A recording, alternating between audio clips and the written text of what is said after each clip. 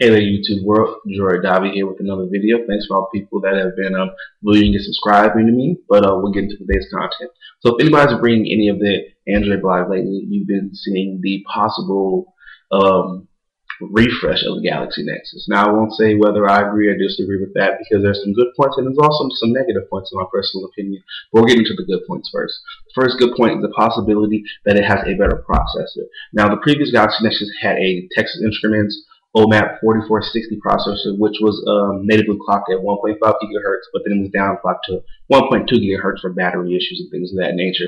Now we're going to look at the next generation of that same processor, which is the 4470, which is natively clocked at 1.8 gigahertz, but underclocked to 1.5.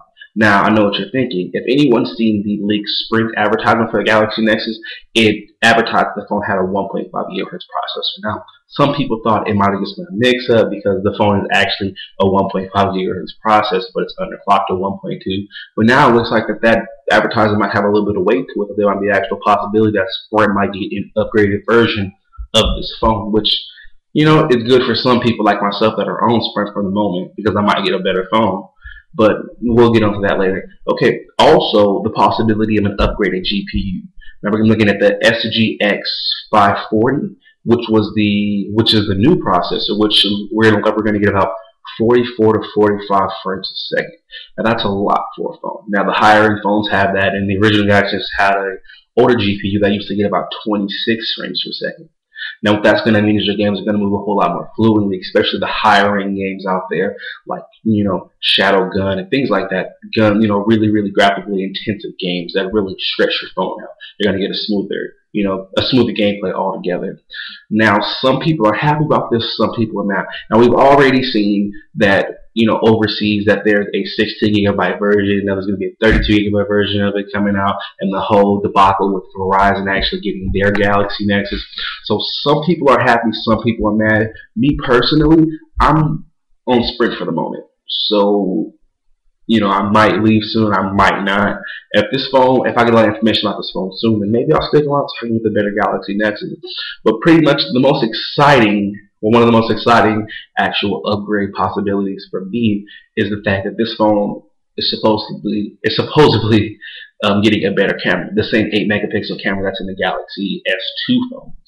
Now, a lot of people out there, there's a lot of jibbering back and forth whether or not it's better than the iPhone's camera, because we know the iPhone pretty much the reigning king of cameras for phones nowadays.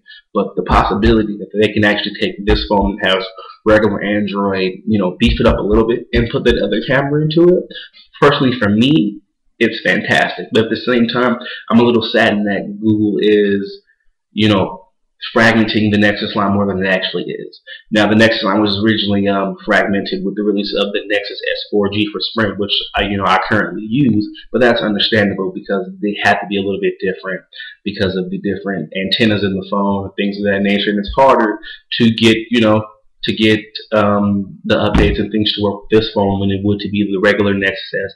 But that was understandable. But now it's kind of getting out of hand, if you ask me. Already, I know people are saying, "Oh, well, Jordan Dobby is the first time." Well, I'm saying that this shouldn't be a first time at all, because the purpose of the Nexus line is for it to be pure Google. We shouldn't have to worry about new phones coming out every single month with menial upgrades. The Sensation XE, the Sensation XL, like, we shouldn't have to worry about that. If you decide to be a Nexus user, you should be able to know that you're going to have that phone, and then the next year there's going to be another Nexus phone comes out, and you shouldn't have to worry about fragmentation.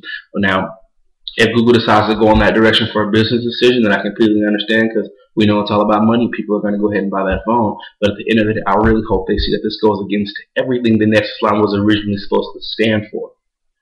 But I don't want to get on with the ranting. So if you guys just do me a favor, comment down below what you guys think about the possible Galaxy Nexus refresh, whether you think it's a good move for Google or a bad move for Google. Remember, as always, follow me on Twitter at Jordan.B. Rate, comment, and subscribe. Please let me know how you guys feel about my videos. Besides that, peace. Have a great day.